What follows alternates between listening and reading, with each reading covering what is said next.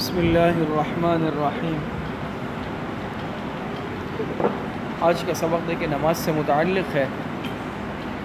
گزشتہ سبق مسجد سے متعلق تھا۔ تو عبادات مسجد میں اللہ پاک کے گھر میں ادا کی جاتی ہے۔ پھر عبادات میں سب سے جو اہم عبادت ہے وہ نماز ہے۔ تو یہاں پر نماز سے متعلق مضمون ہے۔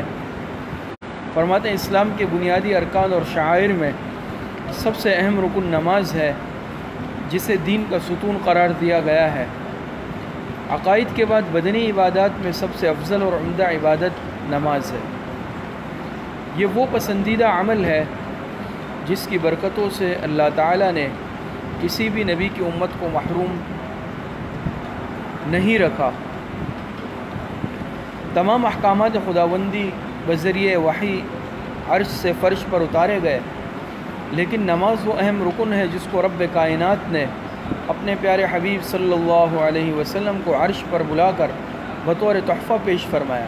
آپ کو معلوم ہے نا، معراج کی رات کو حضور علیہ السلام جب اللہ رب العزت سے ملاقات کے لیے تشریف لے گئے تو اللہ پاک نے آپ علیہ السلام کو نمازوں کا تحفہ دیا، کتنے؟ 50۔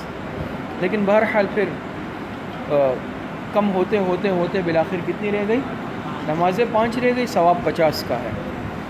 مرد ہو یا عورت، بوڑھا ہو یا جوان، تندرست ہو یا بیمار، مسافر ہو یا مقیم، ان سب پر دن رات میں اللہ رب العزت نے 5 نمازیں فرض کی ہے، جن کو اپنے اوقات پر ادا کرنا اللہ کے نزدیک بندے کا محبوب ترین عمل ہے۔ قرآن کریم میں اللہ پاک نے ارشاد فرمایا نا، ان الصلاۃ کانت علی المؤمنین کتابا موقوتا۔ اور دیکھیں نماز کی کتنی تاکید، جگہ جگہ اقیموا الصلاۃ وآتوا الزکاۃ، یقیمون الصلاۃ، جگہ جگہ پر نماز کی تاکید آئی ہے۔ تو نماز اللہ تعالیٰ سے ہم کلام ہونے اور مانگنے کا بہترین وسیلہ یعنی ذریعہ ہے۔ نماز کا ایک ایک رکن اللہ کے سامنے عاجزی اور انکساری کا کیا ہے؟ مظہر ہے۔ مظہر یعنی اظہار۔ نماز میں انسان رکوع میں ہوتا ہے، سجدے میں چلے جاتا ہے، اللہ پاک کے سامنے اپنا سر رکھ دیتا ہے، سارے ارکان کے عاجزی پر دلالت کرتے ہیں۔ قیام میں انسان عاجزی کے ساتھ ہاتھ باندھ کے کھڑا ہوتا ہے، رکوع میں اپنی کمر جھکا دیتا ہے، سجدے میں پورا زمین پر ماتھا رکھ دیتا ہے۔ تو معلوم ہوا کہ جو نماز کی عبادت ہے یہ سراسر عاجزی اور بندگی پر مبنی ہے۔ قرآن و حدیث میں جتنی تاکید اور اہمیت نماز کی بیان کی گئی ہے، شاید ہی کسی اور عبادت کی ہو۔ یہ ایک ایسا عمل ہے جو برائیوں اور گناہوں سے روکتا ہے۔ یہ اسلام کا وہ عظیم رکن ہے جس کو کفر و اسلام کے درمیان ایک امتیازی علامت قرار دیا گیا ہے۔ نماز اللہ کے آگے جھکنے، اس سے گہرا تعلق بنانے اور امت کے درمیان ایک امتیازی علامت قرار بنانے اور امت کے تمام لوگوں میں نظم پیدا کرنے کا بہترین ذریعہ ہے کہ نا۔ سب آتے ہیں نمازی، انتشار کی حالت میں نہیں، صف بنتی ہے، صف میں سب ایک ہی صف میں کھڑے ہوتے ہیں، آگے پیچھے نہیں ہوتے، لائن ہوتی ہے، پوری ایک ترتیب ہوتی ہے۔ کتنا ایک عظیم الشان اجتماع ہوتا ہے، وہ بھی منظم انداز میں۔ جمعے کی نماز دیکھ لیں، عیدین دیکھ لیں، 5 نمازیں دیکھ لیں۔ تو یہ کیا ہے؟ امت کے تمام لوگوں میں نظم پیدا کرنے کا بہترین ذریعہ ہے کہ انسان ہر کام نظم و ضبط کے ساتھ کرے۔ ایمان اور توحید کا اظہار اس کے ذریعے بڑی خوبی سے ہوتا ہے۔ فرد کے لیے بھی اس میں کئی اخلاقی اور طبی فائدے ہیں، اور پوری امت کے لیے بھی اس میں بہت سے معاشرتی فائدے ہیں۔ یعنی انسان آتا ہے، آپس میں تعلق ہوتا ہے، ایک دوسرے کی خیر خیریت پوچھتا ہے دکھ درد میں۔ اور یہ جو مسجد کا تعلق ہے، یاد رکھیں یہ دنیا کے ساتھ ساتھ آخرت میں بھی فائدہ دے گا۔ بعض دفعہ ایسا بھی ہوگا کہ نمازی جو ہوگا، اور مقصد یہ ہے کہ قیامت کے دن خدا نہ خواستہ اگر کوئی پکڑ میں آ گیا، اللہ پاک حفاظت فرمائے، تو ایسا بھی ہو سکتا ہے کہ اس کا جو مسجد کا ساتھی تھا، نماز کا ساتھی تھا، وہ کیا کر لے اس کی یعنی مقصد یہ ہے کہ سفارش کر لے آخرت میں۔ اور اسی طریقے سے اس میں اور انفرادی اور اجتماعی فوائد بھی ہے۔ ایک دوسرے کے دکھ درد میں شریک ہونا، ایک دوسرے کی غمخواری کرنا، یہ سارے فائدے اس میں ہیں۔ اور فرمایا یہ وہ عبادت ہے جس سے نہ صرف یہ کہ اللہ کی خوشنودی حاصل ہوتی ہے، خوشنودی یعنی رضامندی، بلکہ یہ بندوں کے درمیان وحدت و الفت کا ایک بہترین ذریعہ بھی ہے۔ یعنی مقصد یہ ہے کہ ایک دوسرے بندوں کے درمیان وحدت اور الفت، محبت پیدا ہوتی ہے۔ نماز ایسی عبادت ہے اور اسلام ایسا جامع دین ہے، اس میں ذات پات اور زبان، رنگ و نسل اس کی بنیاد پر نہیں ہوتا فیصلہ۔ بات سمجھ میں آ رہی ہے؟ دیکھیں مسجد میں جو پہلے آئے وہ پہلی صف میں کھڑا ہوگا، چاہے وہ کسی بھی ذات کا ہے، کسی بھی رنگ کا ہے، کسی بھی زبان کا ہے، کسی بھی قوم کا ہے۔ ایسا آج تک ہوا ہے کہا بھی تم مالدار ہو تم پہلی صف میں آؤ، تم غریب ہو تم پیچھے چلے جاؤ، تم فلاں زبان کے ہو تم آگے آ جاؤ، تم فلاں زبان کے ہو تم پیچھے جاؤ؟ ایسا کبھی ہوا ہے؟ تو یاد رکھیے یہ ایسی ایک جامع عبادت ہے کہ رنگ و نسل سے اور مال و دولت، عمارت و غربت سے، ہر چیز سے بالاتر ہو کر کیا ہے، ہر ایک کو جو ہے کیا ہے اس کا جائز مقام ملتا ہے۔ علامہ اقبال جو بڑے شاعر گزرے ہیں، شاعر مشرق، وہ کہتے ہیں نا کہ ایک ہی صف میں کھڑے ہو گئے محمود و ایاز، نہ کوئی بند رہا نہ کوئی بند نواز۔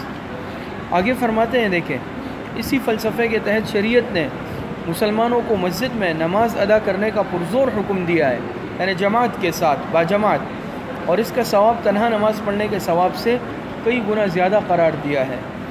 نماز اطاعت کا جذبہ پیدا ہوتا ہے، قوم باقاعدگی اور پابندی کا سبق سیکھتی ہے۔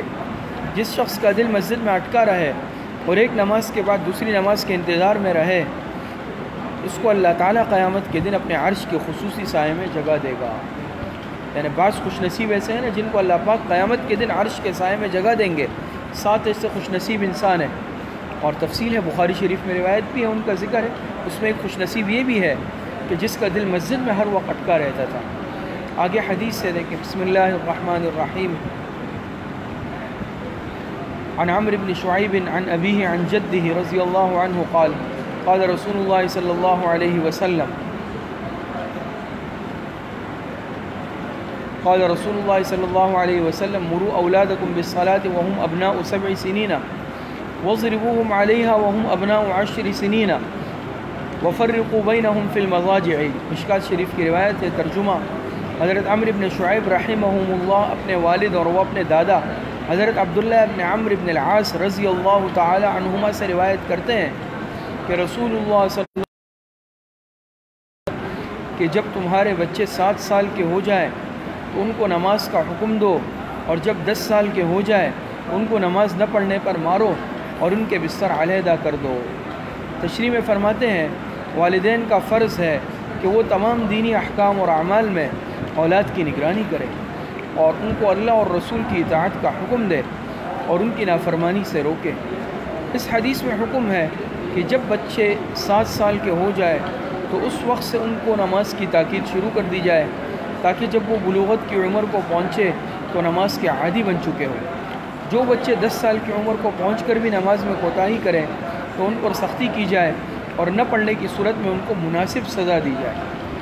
نیز ان کے ساتھ ساتھ شریعت نے ان کے الگ الگ سلانے کا بھی حکم دیا تاکہ اخلاق و عادات کے اعتبار سے ان میں کسی قسم کی کجی یعنی کمزوری باقی نہ رہے۔ آگے ایک اور روایت ہے، دیکھیں، بسم اللہ الرحمن الرحیم، عن طلق بن علی الحنفی رضی اللہ تعالی عنہ قال قال رسول اللہ صلی اللہ علیہ وسلم لا ينظر اللہ عز وجل الى صلاة عبد لا يقیم فيها صلبه بین خشوعها وسجودها۔ حضرت طلق بن علی حنفی رضی اللہ تعالی عنہ سے مروی ہے، وہ روایت کرتے ہیں جناب رسول اللہ صلی اللہ علیہ وسلم سے کہ جناب رسول اللہ صلی اللہ علیہ وسلم نے ارشاد فرمایا، اللہ پاک اللہ رب العزت ایسے شخص کے نماز کی طرف اللہ پاک نہیں دیکھتا۔ لا ينظر اللہ عز وجل الى صلاة عبد، یعنی اس سے مراد قبولیت ہے۔ اب ظاہری بات ہے، دیکھنے سے مراد کیا؟ لا ينظر اللہ ای لا يقبل اللہ، اللہ پاک قبول نہیں فرماتے ایسے شخص، ایسے بندے کی نماز کو کہ لا یقیم فیہا صلبہ، کہ اس کی کمر سیدھی نہ رہے، اس کی پیٹھ سیدھی نہ رہے، بین خشوعہا و سجودہا، ای بین رکوعہا و سجودہا، رکوع اور سجدے کے مابین تعدیل ارکان نہ ہو، ارکان صحیح طور پر ادا نہ کرتا ہو، نماز میں خشوع اور خضوع نہ ہو۔ رکوع میں انسان کیسے ہے؟ کمر بالکل سیدھی ہونی چاہیے، سمجھ میں آ رہی ہے؟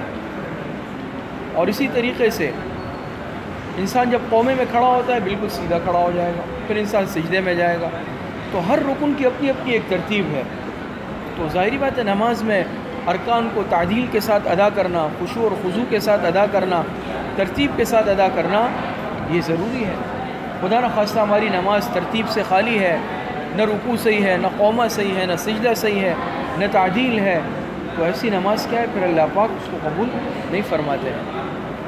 تو خلاصہ یہ نکلا کہ نماز یہ عبادات میں سب سے اہم نماز ہے، اور قیامت کے دن عبادات میں سب سے پہلا سوال اسی سے بات کے بارے میں ہوگا، روز محشر کجا کے جاز بوت اول پرسش نماز بوت، کہتے ہیں نا کہ سب سے پہلا سوال کس کے بارے میں ہوگا، نماز کے بارے میں قیامت کے دن حقوق العباد میں ہوگا، حقوق اللہ میں جو ہے ناحق قتل کے بارے میں ہوگا۔ تو نماز بہرحال بہت اہم عبادت ہے، نماز میں قطعی طور پر کوتاہی نہ کی جائے، اور حدیث آپ کے سامنے آئی کہ جب بچے 7 سال کے ہو تو نماز پڑھنے کا حکم دیا جائے۔ کتنے؟ اب 7 سال کا بچہ چھوٹا بچہ، مکلف بھی نہیں ہے، نابالغ بچہ ہے، لیکن اس کو حکم دیا جا رہا ہے، اور 10 سال کا ہونے پر اس کو مارا جا رہا ہے، کہ 10 سال میں بھی وہ مکلف نہیں ہے نا، 10 سال میں بھی تو بچہ بالغ نہیں ہے، مکلف نہیں ہے، اس پر نماز فرض نہیں ہے۔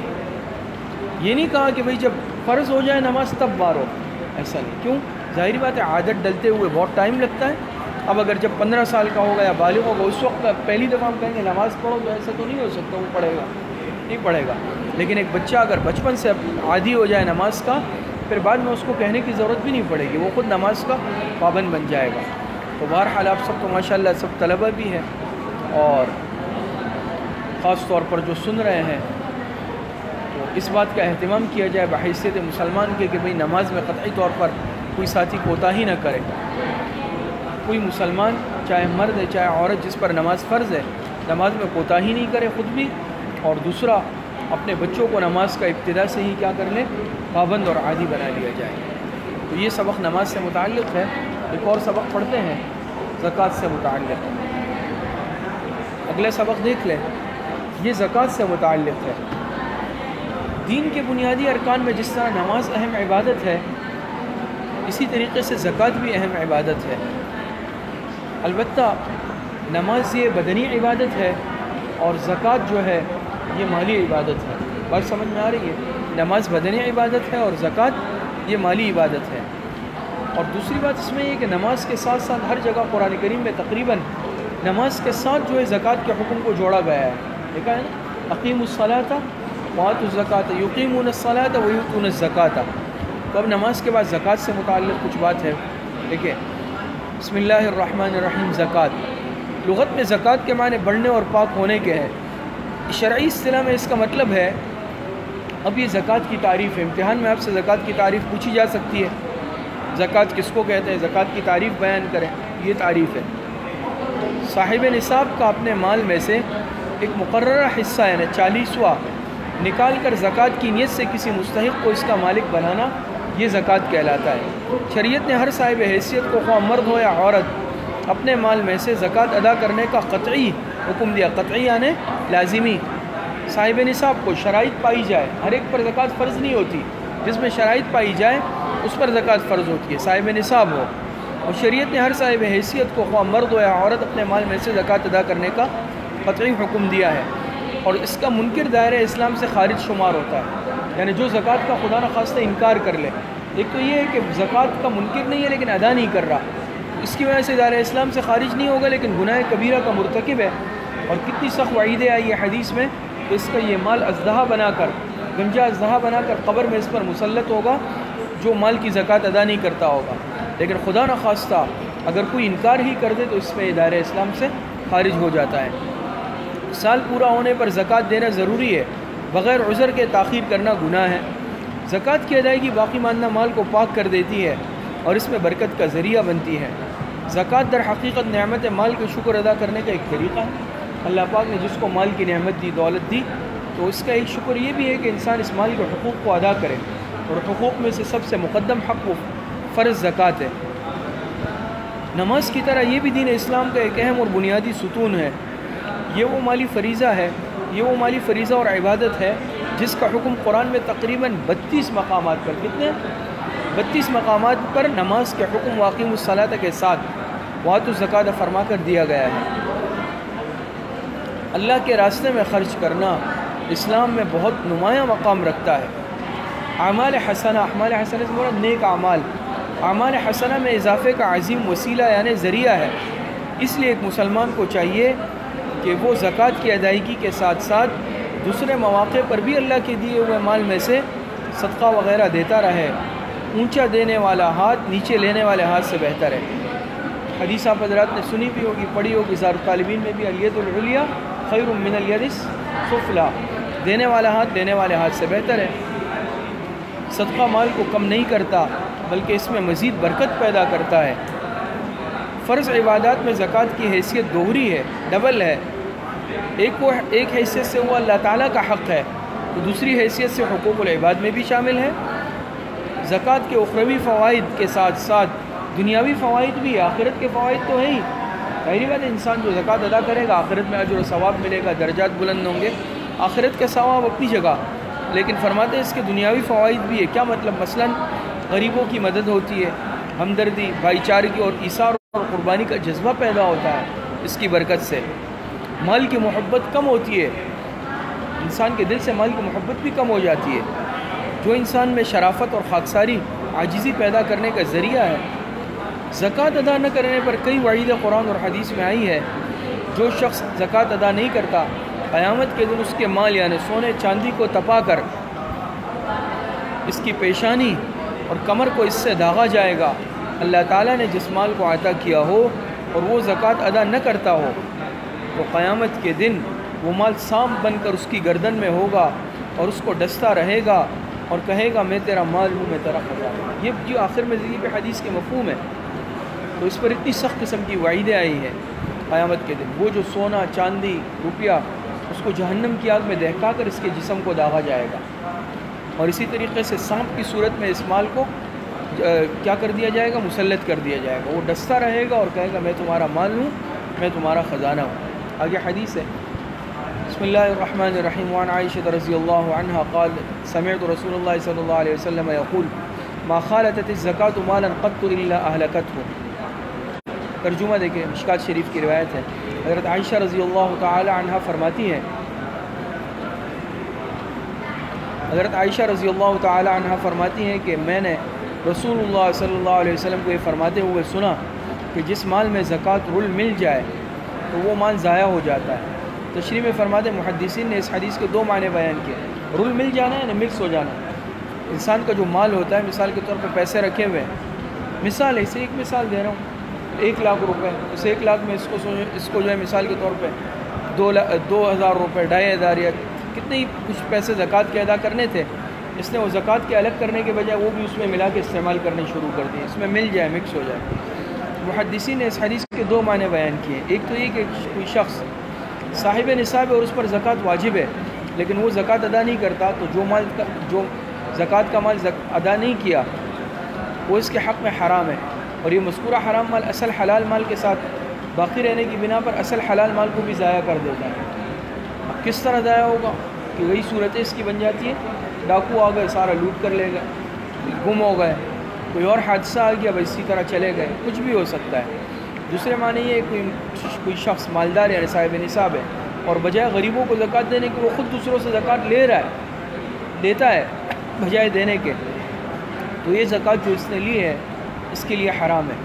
جب یہ شخص اس حرام مال کو اپنے اصل حلال مال کے ساتھ ملائے گا تو یہ حرام مال باقی حلال مال کو تباہ کر دے گا۔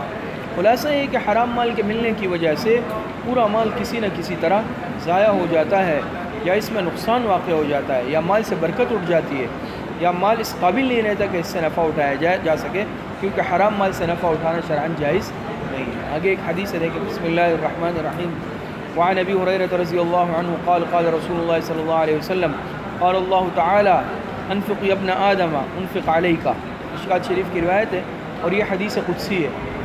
حضرت ابو ہریرہ رضی اللہ تعالی عنہ سے مروی و روایت کرتے ہیں، جناب رسول اللہ صلی اللہ علیہ وسلم نے ارشاد فرمایا، اللہ رب العزت ارشاد فرماتے ہیں، اللہ پاک کا قول نقل کیا جائے حدیث قدسی کہلاتی ہے۔